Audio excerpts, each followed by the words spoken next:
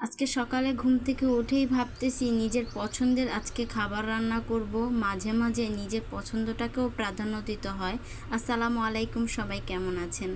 আশা করি ভালো আছেন, আমিও ভালো আছি। প্রতিদিনের মতন একটা নতুন ভিডিও নিয়ে আপনাদের সাথে হাজির হলাম। সকালে ঘুম থেকে উঠেই ফ্রিজ থেকে নিজের পছন্দের মাছ নামিয়ে নিলাম, সাথে কিন্তু পাঙ্গাস মাছও আছে।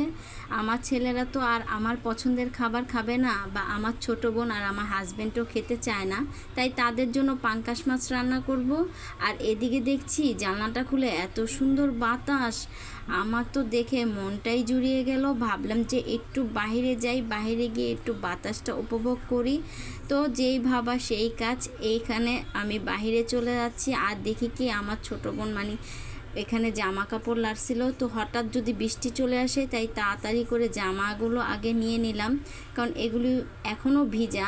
যদি ভিজার ওপরে আরও ভিজে তো এগুলি শুকাতে অনেক টাইম লাগবে, তাই ঘরেই মেলে দিব।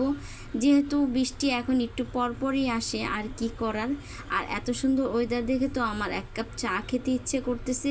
এখনই নাস্তা করেছি, মানে ঘুম থেকে উঠেই নাস্তা করেছি। আর এত সুন্দর বাতাস দেখে আজকে বলতেছি এক কাপ চা খাবো। তো বাইরে বসে যেই ভাবা সেই কাজ, এক কাপ চা বানিয়ে এই তো বসে পড়লাম। মানে এত সুন্দর বাতাসের ভিতর এক কাপ চা খেয়েছি। আর অনেক সুন্দর ওয়েদার ছিল, মেঘটাও কালো হয়ে গিয়েছিল, অনেকটাই বৃষ্টি আসছে।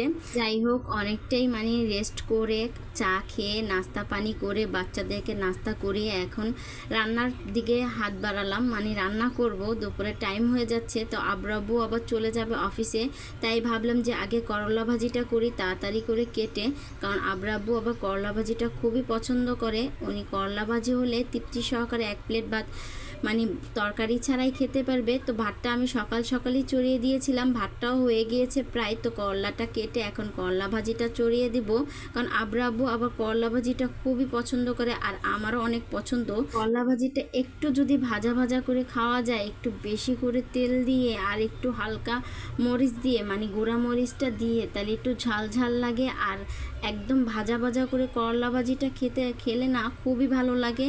আমি অনেক আগে এক হোটেলে খেয়েছিলাম এভাবে ভাজা ভাজা করে, সেই থেকে আব্বু সবসময় এভাবে করলা ভাজি রান্না করতে বলে, আর উনিও আমাকে এভাবেই শিখিয়েছে। তো ভাজা ভাজা করে নিয়েছি, একটু টাইম নিতে চাই। আমার একটা পার্সেল চলে আসছে, তো আমার ছোট বোন আমাকে না বলে একটা পার্সেল অর্ডার করেছিল। এই কম্বোটা অনেক ভালো, আমরা প্রায় এই কম্বোটা মানে অর্ডার করে থাকি। অনেক কম প্রাইজে এই কম্বোগুলো পাওয়া যায়। এখন ঈদের অফারে এই কম্বোটা মানে একদম কম প্রাইজেই বিক্রি হচ্ছে, আর সবগুলোই আমরা চুজ করে দিয়েছি, সেগুলি আমাদেরকে দিয়েছে। আর এগুলো ফাউন্ডেশন আর মেকআপগুলো একদম এত ভালো, আমরা অনেকবারই ইউজ করেছি। সবচেয়ে ভালো লেগেছে এই শেড বক্সটা। আনতে আনতে একটা শেড বক্স মানে ভেঙে গিয়েছে, কিন্তু এই শেড বক্সটা এত ভালো লেগেছে, সাথে ব্লাশ ওনারগুলোও ভালো লেগেছে। সবগুলো কিন্তু আমাদের পছন্দের। যাই হোক, এখানে রান্না করতে চলে আসলাম। আর এই তো এখানে আমি এখন আমার পছন্দের চিংড়ি মাছটা ভুনা করব। এত মজা, আমার অনেক পছন্দ, মনে হচ্ছে এক যুগ পর আমি চিংড়ি মাছ খাবো। আসলেই সত্যি অনেক দিন হয়েছে আব্বু চিংড়ি মাছ আনে নেই, তো এটা অনেক দিন পর এনেছে। তাই ভাবলাম যে আজকে কেউ খাক বা না খাক, আমি তৃপ্তি সহকারে আজকে ভাত খাবো। এই চিংড়ি মাছ হলে না আর কিছুই লাগে না আমার।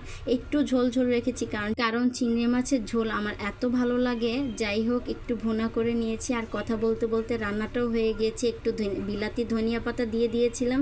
ভিডিওটা কার কার কাছে কেমন লেগেছে জানাবেন।